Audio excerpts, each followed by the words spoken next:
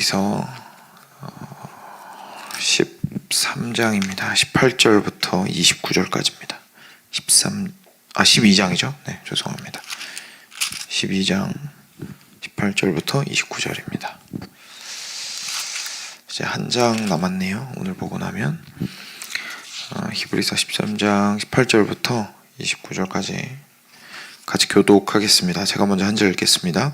너희는 만질 수 있고 불이 붙는 산과 침침함과 흑암과 폭풍과 나팔 소리와 말하는 소리가 있는 곳에 이른 것이 아니라 그 소리를 듣는 자들은 더 말씀하지 아니하시기를 구하였으니 이는 짐승이라도 그 산에 들어가면 돌로 침을 당하리라 하신 명령을 그들이 견디지 못함이라. 그 보이는 바가 이렇듯 무섭기로 모세도 이르되 내가 심히 두렵고 떨린다 하였느니라. 그러나 너희가 이른 곳은 시온산과 살아계신 하나님의 도성인 하늘의 예루살렘과 천만 천사와 하늘에 기록된 장자들의 모임과 교회와 만민의 심판자이신 하나님과 및 온전하게 된 의인의 영들과 새 언약의 중보자이신 예수와 및 아벨의 피보다 더 나은 것을 말하는 뿌린 피니라. 너희는 삼가 말씀하신 일을 거역하지 말라. 땅에서 경고하신 일을 거역한 그들이 피하지 못하였거든 하물며 하늘로부터 경고하신 일을 배반하는 우리일까 보냐. 그때는 그 소리가 땅을 진동하였거니와 이제는 약속하여 이르시되 내가 또 한 번 땅만 아니라 하늘도 진동하리라 하셨느니라. 이 또 한 번이라 하심은 진동하지 아니하는 것을 영존하게 하기 위하여 진동할 것들 곧 만드신 것들이 변동될 것을 나타내심이라. 그러므로 우리가 흔들리지 않는 나라를 받았은즉 은혜를 받자. 이로 말미암아 경건함과 두려움으로 하나님을 기쁘시게 섬길지니 우리 하나님은 소멸하는 불이심이라. 아멘. 네. 그냥 쭉 읽으면 무슨 말인지 하나도 모르겠죠. 독특한 표현들이 많이 있습니다. 어제 같은 경우에는 이제 14절 말씀이 좀 핵심이 되는 말씀이었습니다. 모든 사람과 더불어서 화평함과 거룩함을 따르라. 이것이 없이는 아무도 주를 보지 못하리라. 그래서 이제 그 다음에 우리 그리스도 안에 있는 삶을 살아가고 그 바깥에서 쓴뿌리가 나서 다른 열매를 맺으면서 살지 말아라 라고 하면서 이제 예로 든 것이 에서였는데요. 오늘도 결국 구약의 무슨 사건을 지금 얘기를 하고 있는지를 알고 나면 별로 어렵지 않습니다. 그래서 잘 따라오시면 충분히 이해가 되시리라 생각합니다. 18절부터 21절까지 보면 이렇게 되어 있습니다. 너희는 만질 수 있고 불이 붙는 산과 침침함과 흑암과 폭풍과 나팔 소리와 말하는 소리가 있는 곳에 이른 것이 아니라 그 소리를 듣는 자들은 더 말씀하지 아니하시기를 구하였으니 이는 짐승이라도 그 산에 들어가면 돌로 침을 당하리라 하신 명령을 그들이 견디지 못함이라. 그 보이는 바가 이렇듯 무섭기로 모세도 이르되 내가 심히 두렵고 떨린다 하였느니라. 자, 이게 언제를 얘기할까요? 시내산 얘기하는 겁니다. 네, 시내산에서 하나님께서 이렇게 내려오셨을 때에 이스라엘 백성들이 이제 출애굽 이후에 처음으로 하나님 어떻게 보면 그 홍해 갈라지고 물론 이런 사건들을 통해서 하나님의 그 능력은 보았지만 실제로 이 백성을 위해서 이렇게 내려오시고 물론 뭐 하나님의 형상이 있었던 것은 아니지만 와 정말 하나님이 우리 가운데 계시는구나라는 걸 막 두려움에 떨면서 볼 수 있었던 자리가 아마 그 첫 자리가 시내산이었을 겁니다. 그래서 그 시내산 광야에서 이제 진치고 하나님께서 자기 몸을 깨끗하게 하고 정결하게 하고 이렇게 준비를 좀 시키신 이후에 하나님께서 그때에 굉장히 어두움과 그리고 큰 나팔 소리와 그리고 가득한 구름과 엄청나게 큰 천둥 소리와 막 이런 것들 가운데에 하나님의 영광이 임하셨죠. 지금 그거를 지금 히브리서 기자가 우리한테 말해주고 있는 겁니다. 그거를 근데 뭐라고 표현했는지를 제가 좀 봐야겠죠. 그거를 만질 수 있고라고 일단 처음에 이야기했습니다. 만질 수 있고. 쉽게 말해서 오감으로 느낄 수 있는 방식으로 하나님께서 시내산에 임하셨다 이런 뜻이죠. 실제로 만질 수는 없었지만 우리가 이제 오감을 어떻게 보면 이 만진다라는 걸로 이렇게 좀 비유할 수가 있으니까 우리가 실제 느낄 수 있는, 눈으로 볼 수 있는, 귀로 들을 수 있는, 코로 향을 맡을 수 있는 방식으로 와, 하나님 여기 계시구나 라는 것을 깨닫는 것을 시내산에서 이스라엘 백성들이 경험을 했다는 겁니다. 근데 그 19절에 보시면 나팔 소리와 말하는 소리가 있는 곳에 이른 것이 아니라, 너희는 거기에 이른 것이 아니라, 이렇게 돼 있는 거죠. 그러니까 무슨 말이냐면 지금 이 히브리서를 받고 있는 사람들, 사실 우리도 포함해서입니다. 그렇죠? 그러니까 신약 시대를 살고 있는 우리들은 시내산에서 본 것처럼 하나님을 만질 수 있는 방식으로 볼 수 있는 사람들이 아니다. 우리는 그런 경험 없다라는 이야기를 지금 이야기하고 있는 겁니다. 너희는 그 만질 수 있는 산에 이른 것이 아니라. 근데 그 당시에 시내산에 있었던 사람들의 마음은 그러면 어땠을까요? 우리는 부러워하거든요. 우리는 왜냐하면 눈에 보이는 게 믿기가 더 쉽고 손으로 만질 수 있는 것은 부정할 수가 없기 때문에 하나님이 내 눈에 보이고 그리고 손에 만져졌으면 좋겠다는 생각을 사실 하게 됩니다. 귀에 들렸으면 좋겠고 하다못해 마음에서라도 명확하게 뭔가 들리는 소리라도 있었으면 좋겠다고 생각하는 게 이제 신앙생활을 해나가는 우리의 마음이죠. 그게 아예 안 믿어질 때 그렇게 생각을 할 때도 많이 있고요. 아마 우리 성도님들 가운데도 아직도 그런 분들 분명히 있을 겁니다. 그러니까 긴 신앙생활 해 오셨지만 옆에서 이제 여러 경험들이 이야기하는 분들이 있다 보니까 이제 본인은 그 정도의 그 인텐시티를 가지고 있는 그 정도의 진짜 하나님이 나와 함께 하시는구나라는 것을 막 깨달을 수 있었던 경험이 없다 보면 이제 그거를 좀 많이 갈급해 하게 되죠. 그래서 그런 하나님이 있으셨으면 좋겠다. 또 다른 경우에는 이런 경우도 있습니다. 저희가 신앙생활 잘 해오고 실제로 개인적인 경험이 있어서 하나님이 살아계시다라는 거를 제가 잘 알고 쭉 살아오다가 침체기가 옵니다. 그렇죠? 그래서 움직일 수 없는 그 침체기가 분명히 오거든요. 그러면 그때는 어쩔 수 없이 이제 의심을 하게 되죠. 진짜 하나님 살아계시는 거 맞나?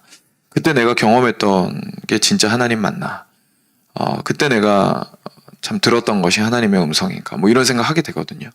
그럼 그때 이제 그 지푸라기라도 잡는 심정으로 올바르게 계속해서 삶을 살아나가고 그리고 믿음 생활을 유지해 나가기 위해서 하나님이 좀 그런 방식으로 나를 도와주셨으면 좋겠다.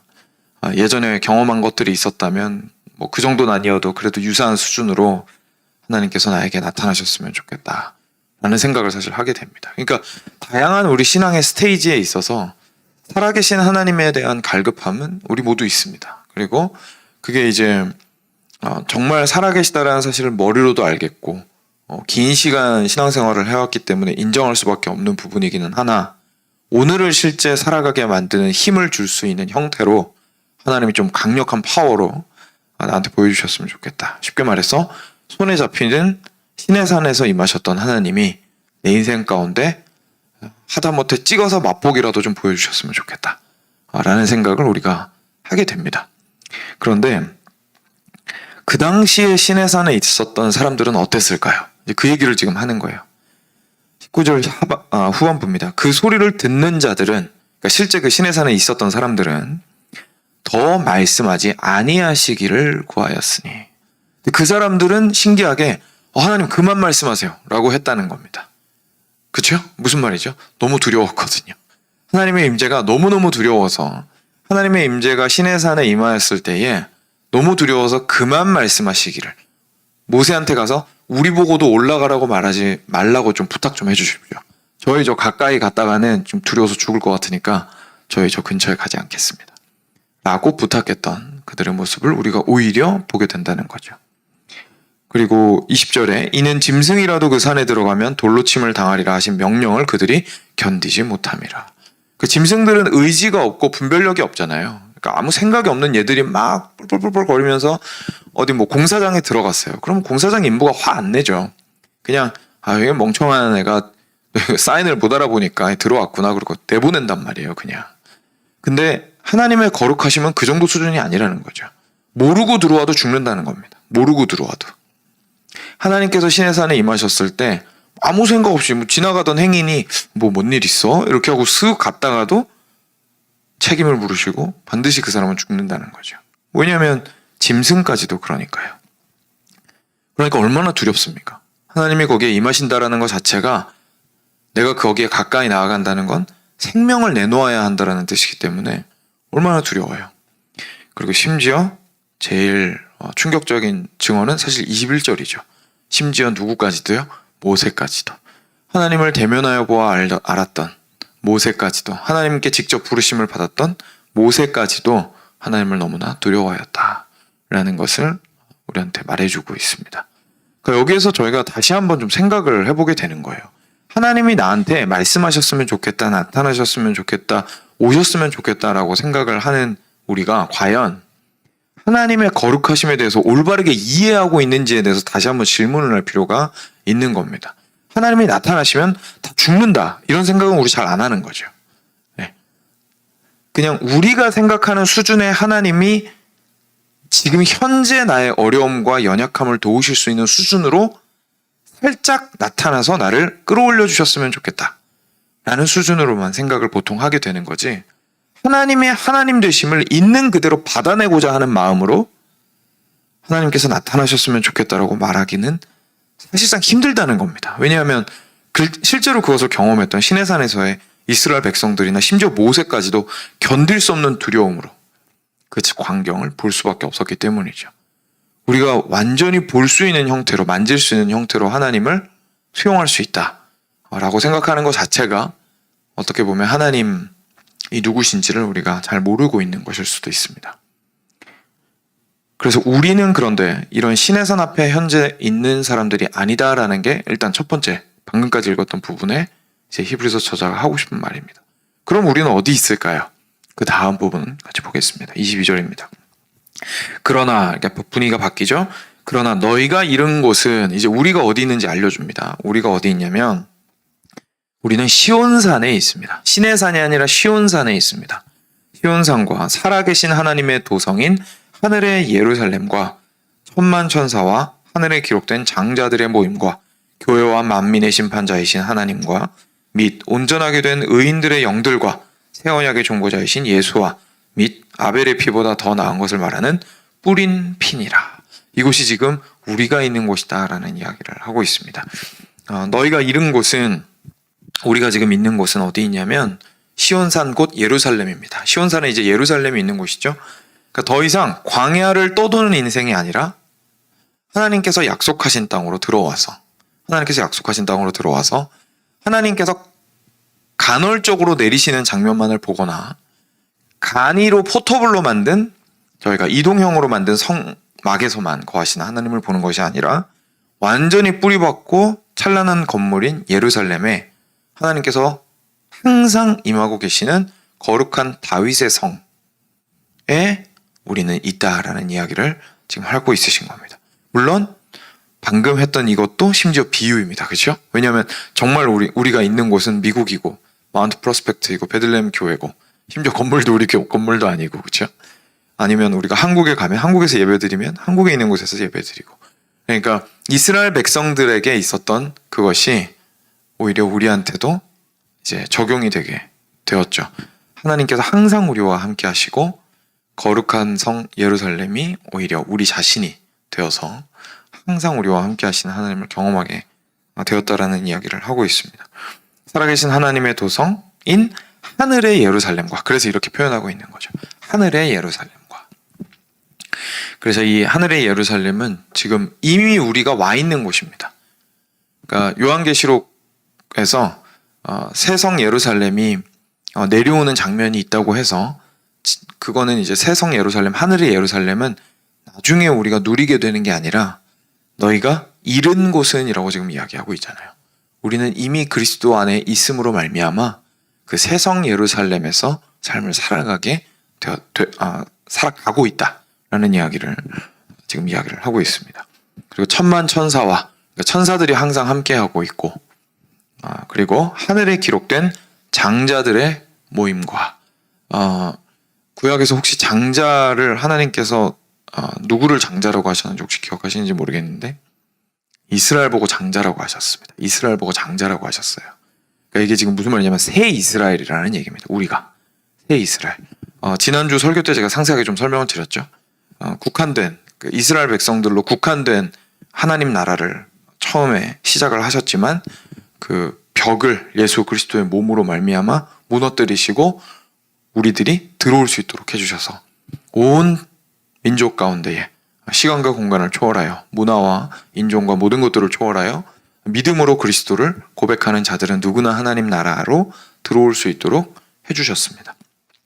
그러니까 새 이스라엘이 단지 혈통적으로 묶인 옛 이스라엘 사람들로 국한된 것이 아니라 이제는 믿음으로 그리스도를 고백하는 모든 사람들, 다시 말해서 교회가, 참된 교회라면 교회가 하나님 안에서 장자가 되었습니다. 그래서 하늘에 기록된, 그래서 여기서 계속 하늘이라는 게 나오는 거예요.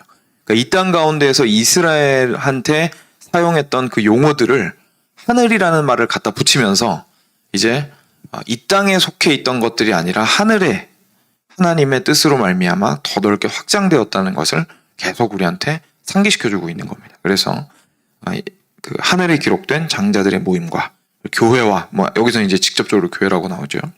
그리고 만민의 심판자이신 하나님과 모든 이들을 심판하시는 하나님, 그리고 온전하게 된 의인들의 영들과, 그러니까 그냥 하나님과 나만 있는 게 아니라 모두가 다 하나님 안에서 완전하게 바뀌어진 온전한 영들과, 의인의 영들과, 그리고 무엇보다도 새 언약의 중보자이신 예수와, 새 언약의 중보자이신 예수와 및 아벨의 피보다 더 나은 것을 말하는 뿌린 피니라.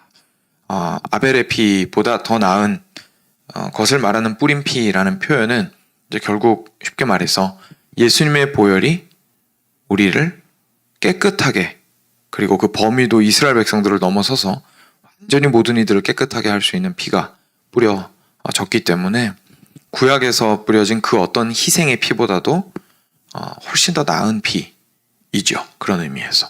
그래서 그 피가 뿌려졌다라는 것을 이야기를 하고 있습니다. 사랑하는 여러분, 지금 저희를 뭐라고 표현해야 될까요? 시대 또는 두 집단을 서로 비교하면서 우리가 속해 있는 곳이 지금 얼마나 엄청난 곳인지를 보여주고 싶은 거예요. 우리는 시내산에서 내려온 하나님의 경험을 원합니다. 근데 지금 우리가 그리스도 안에 있다라는 사실이 그때에 보았던 시내산에서 하나님을 보았는데 하나님께서 오셨는데도 불구하고 너무 두려워서 가까이 나아갈 수 없었던 그때 그 사람들보다 우리가 경험하고 있는 것이 훨씬 더 하나님 안에 있는 경험이라는 사실을 지금 말해주고 싶은 거예요. 이 사람이 지금 말하고 싶은 게 지금 경험이 훨씬 더 귀하고 지금 경험이 훨씬 더 나은 경험입니다 라는 이야기를 지금 하고 있는 겁니다. 그 당시에는 하나님 옆에서 가까이 나가면 죽을 것 같아서 두려움에 벌벌 떨 수밖에 없었지만 지금 우리는 하나님이 계시는 하나님의 성 안에 살고 있다는 거예요. 그리고 이미 우리는 장자들의 모임으로써 새 예루살렘, 새 이스라엘로 하나님의 백성들이 이미 되었고 우리에게는 더 나은 언약의 중보자이신 예수 그리스도와 그분의 영원한 우리의 죄를 사하여 주시고 하나님 앞으로 인도하기에 충분한 보혈이 뿌려진 상태를 우리가 누리고 있다라는 것을 지금 우리한테 이야기해주고 있는 겁니다. 하나님께서는 영원히 우리를 심판자로서 심판하시는데 이것이 우리한테 축복인 것은 그리스도로 말미암아 우리가 그 심판대 앞에서 의롭다함을 받을 것이기 때문에 그렇습니다. 사랑하는 여러분, 이 재판의 자리가 영광과 기쁨의 자리가 될 수 있는 이유가 있죠. 누구한테 그러죠? 억울한 자들의 누명이 벗어지고 가난한 자들과 자기가 죄인이라고 여길 수밖에 없어서 항상 눈물로 세월을 보냈던 사람들이 야, 너 내 아들이야 라고 말하는 자리가 심판의 자리이기 때문에 심판의 자리가 더 이상 두려움의 자리가 아니라 기쁨의 잔치의 자리가 되는 겁니다. 우리는 심판자 하나님이라고만 생각하면 항상 두렵다고만 생각을 하는데 우리가 그리스도 안에 있을 때의 심판의 자리는 세상에서 가장 기쁜 자리입니다. 왜냐하면 우리가 행한 것들과 죄악된 것들로 인하여서 시내산 앞에서 그 선을 넘어가면 죽을 수밖에 없는 자들이라는 생각을 하면서 덜덜덜 떨면서 사는데 그리스도 안에 있을 때에 그 심판의 자리에 우리가 듣게 되는 말은 나와 함께하자. 내가 너를 위하여 준비한 만찬의 자리가 있으니 나와 함께하자라고 초청하시는 하나님의 사실상 그 초대장 발부의 자리가 되기 때문에 너는 의인이다. 그러니까 나와 함께할 수 있다. 라는 것을 확정해주고 모든 사람 앞에서 확정해주는 자리이기 때문에 사실 심판자이신 하나님 앞에 서 있는 것 자체가 너무나 큰 축복이 되는 거죠. 그러니까 이게 신의 산과 비교를 해보시면 얼마나 엄청난 그 차이인지를 저희가 알게 되는 겁니다. 그러니까 우리가 그리스도를 믿었다라는 것이 단순하게 이 땅 가운데에서 나의 인생을 살아가는 데에 그때그때 필요한 도우심을 얻을 수 있다는 것과 그리고 이 다음에 죽으면 뭔지 모르지만 하여간 좋은 곳에 데려다 주신단다라는 것으로 끝나게 되면 이 수많은 은혜들을 누리지 못하고 이미 펼쳐진 만찬을 누리지 못하고 하나님한테 계속 가서 저 좀 도와주시고 저한테 좋은 것 좀 주시고 자꾸 옛날 생각하면서 저한테 신의 산에서 나타난 것처럼 저한테도 좀 보여주십시오라고 말하는 꼴이 된다는 거죠.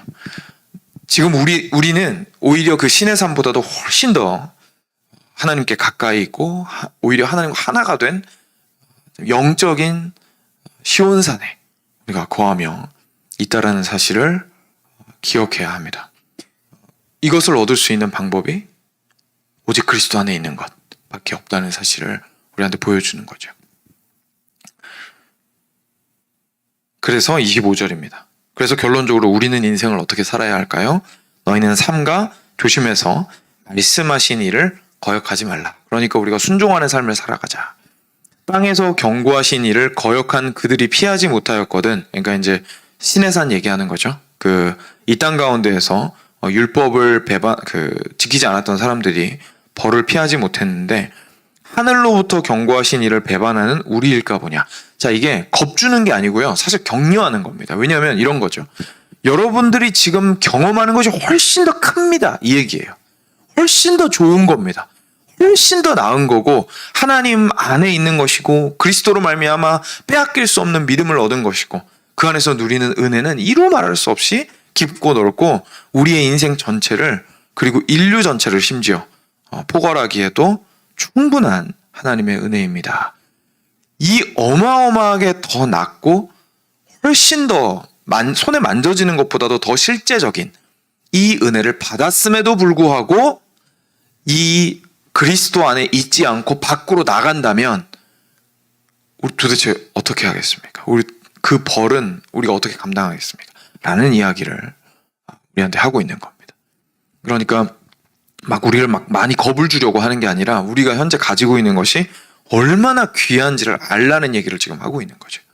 그러니까 이전에 조금 맛보기 보여줬을 때에도 그 바깥으로 나가면 그들을 기다리는 것은 죽음이었는데 이렇게 확실하고 더 위대한 은혜가 우리한테 있는 데에 어디로 가겠습니까? 그러니까 우리 이 안에 머물러 있읍시다.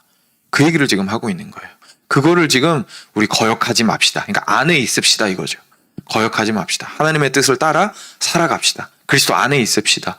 그리고 나가지 맙시다. 라는 이야기를 지금 하고 있는 겁니다. 26절부터는 이제 같은 얘기인데 조금 다른 표현으로 다시 한번 이야기를 해줍니다. 그때에는 다시 옛날 얘기하는 거죠. 신의 산에서는 그 소리가 땅을 진동하였거니와, 그죠? 땅을 진동했었습니다. 이제는 약속하여 이르시되 내가 또 한 번 땅만이 아니라 하늘도 진동하리라 하셨느니라. 그 땅만 흔드는 것이 아니라 하늘까지 진동하겠다고 하셨는데 이 또 한 번이라 하심은 진동하지 아니하는 것을 영존하게 하기 위하여 진동할 것들 곧 만드신 것들이 변동될 것을 나타내심이라. 이게 무슨 말이죠? 처음에 시내산에서 하나님께서 나타나셨을 때 흔드신 것은 그 일부 땅만 흔드셨다는 겁니다. 근데 이제는 온 세계 전체를 흔드시는 또 한 번의 날이 오는데 바로 다름 아니라 마지막 날이죠. 마지막 날 하나님께서는 시내산만 살짝 흔들고 끝나시는 것이 아니라 온 우주를 흔드실 것이다. 근데 그 흔드시는 이유가 뭐냐면 27절에 방금 읽었던 영존하게 하기 위하여, 그러니까 그 나라를 영원히 이어가시기 위하여 이 땅을 그대로 두지 않으시고 하늘과 땅을 다 흔들어 변화시키셔서 영원한 당신이 임하시는 당신의 나라로 변화시키는 그날이 반드시 온다. 라는 이야기를 지금 우리한테 해주고 있는 겁니다. 그래서 진동 아니하는 나라와 진동하는 땅과 그리고 영원히 진동하지 않게 될 하나님의 나라를 지금 현재 보여주고 있는 거예요. 그래서 다시 한번 말씀드리면 처음에는 신의 상만 흔들었는데 이 다음에 올 마지막 날은 하늘과 땅 전체를 흔듭니다. 근데 그때 그 흔드는 이유가 뭐냐면 흔들리지 않는 영원한 나라를 만드시기 위해서라는 이야기를 지금 하고 있는 거죠. 네. 그래서 27절 앞부분에 그렇게 나온 겁니다. 진동하지 아니하는 것을 영존하게 하기 위하여. 그렇죠? 그래서 그 하늘과 땅이 다 흔들리고 난 이후에 세워지는 하나님의 나라는 흔들리지 않는 나라다라는 이야기를 하고 있습니다. 그래서 28절에 이제 결론을 짓습니다. 그러므로 우리가 흔들리지 않는 나라를 받았으니. 그게 남의 얘기가 아니라는 겁니다. 우리가 그리스도 안에 있을 때 우리가 받은 하나님의 나라는 흔들리지 않는 나라이며 우리가 이미 받은 나라이다 라는 이야기를 하고 있습니다. 그러니 그것을 은혜로 받자. 내가 노력해서 그 나라를 얻으려고 하지 말자. 우리가 얻어야 하는 것이 얼마나 엄청난 것인지를 알면 우리는 사실 주세요라는 말 말고는 할 수 있는 게 없습니다. 우리는 우리의 노력으로 이 나라에 들어갈 수 있다고 생각하는 것 자체가 이 나라가 얼마나 엄청난 나라인지를 사실 모르는 거고, 그리고 하나님이 우리를 단순히 그냥 하인으로 노예로 또는 여기 개구멍으로 들어와야 되는 애완견으로 우리를 여기를 부르신 게 아니라 당신 나라의 기업의 상속자로 부르셨다라는 생각을 하게 되면 심지어 더, 왜냐면 이 나라에 그냥 내가 출입하면서 저기 있는 좋은 음식점이 있는데 가서 맛있는 거 먹고 나올래, 저기 있는 나한테 뭐 가게 하나 열어준다고 하셨는데 내가 새빵살이 할래, 그러려고 이 나라에 들어가는 게 아니잖아요. 그러니까 상속자로서 이 나라를 주셨다고 말씀하시는 거기 때문에 우리는 그 나라 다스리러 들어가는 거거든요. 다스리러 들어가는 그 나라에 우리가 뭔가 값을 내어서 이 나라를 내 것으로 만들 수 있다고 생각을 한다면 굉장한 착각인 거죠. 이 나라를 얻을 수 있는 방법은 은혜밖에 없는 겁니다. 그래서 얼마나 엄청난 나라가 우리를 위하여 약속이 되어 있는데 그 사실을 기억한다면 오히려 우리가 할 수 있는 건 열심히 하는 게 아니라 주저앉는 거죠. 하나님, 당신의 은혜를 구합니다. 그랬을 때 하나님께서는 우리를 온전히 초대하시고 지속적으로 그 나라 안에서 품어주시며 그 나라의 왕과 왕비로서 하나님께서 당신과 함께 더불어 다스리게 하시는 것을 우리가 말씀을 통해서 보게 됩니다. 그래서 은혜로 받자. 이로 말미암아 경건함과 두려움으로 하나님을 기쁘시게 섬길지니. 우리가 이 마지막 때에 받을 것과 이미 얻은 하나님의 나라가 흔들리지 않는 나라라는 사실을 기억한다면 우리는 오늘의 삶을 경건함과 두려움으로, 이 두려움이라는 거는 이제 이 바깥으로 빠져나갔을 때에, 흔들리지 않는 나라 바깥으로 빠져나갔을 때에 경험할 수밖에 없는 소멸을 이제 이야기하는 거죠. 이제 그것을 두려워함으로 이 안에 머물러 있기를 힘쓰자. 경건함으로 힘쓰자. 하나님의 뜻 안에 거하기를 힘쓰자라는 이야기를 하고 있는 겁니다. 그래서 다시 한 번 더 이제 쐐기를 박는 거죠. 하나님은 소멸하는 분이십니다. 하나님은 소멸하는 분이십니다. 그러니까 우리가 온전한 두려움을 가지고 우리가 이 안에서도 하나님이 나를 발로 차버리신다는 두려움을 가지라는 얘기가 아니에요. 그런 뜻이 아니라 내가 그리스도 바깥으로 나가면 소멸하는 하나님을 만나게 될 수밖에 없다라는 사실을 다시 한번 기억하게 해주는 겁니다. 우리가 온전히 하나님의 심판대 앞에서 의롭다함을 얻고 하나님 나라 안에서 누릴 수 있는 그 것들은 그리스도 안에서 온전히 은혜로만 받을 수 있기에 밖으로 나가지 맙시다. 밖으로 나가는 것은 이제 하나님의 소멸하시는 하나님을 마주할 수밖에 없습니다. 라는 이야기를 다시 한번 우리한테 해주는 거죠. 사랑하는 여러분, 이것이 저희가 신앙생활을 하면서 마지막 날이 너무 멀게만 느껴지고, 사실 뭐 개인 인생의 마지막 날도 이렇게 막 저희가 뭐 그릴 수가 있는 게 아니잖아요. 뭐 예상을 할 수는 있겠지만 정말 그날이 닥치기 전에는 알 수가 없는 것이니 세상의 마지막은 사실 저희랑 아무런 상관이 없게 느껴집니다. 근데 우리 그리스도인이 그날을 기억해야 하는 이유는 이게 정말 놀라운 축복으로 우리에게 주어지기 때문에 그렇습니다. 그리고 그 마지막 때를 기억하는 것이 오늘의 삶을 바꾸어 주기 때문에 그렇습니다.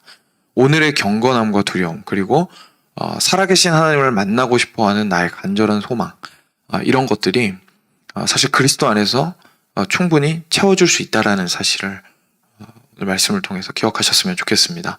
그러면서 천국이 이 다음에 예약해 놓은 자리라고만 생각하지 마시고 오늘 내가 누릴 수 있는 하나님의 자녀로서의 그 은혜들을 깊이 있게 묵상하시면서 기쁨 가운데 또 두려움, 그 잘못된 두려움이 아니라 하나님을 두려워하는 그 두려움 안에서 주님을 기뻐하는 삶을 오늘도 살아가시기를 축원드립니다.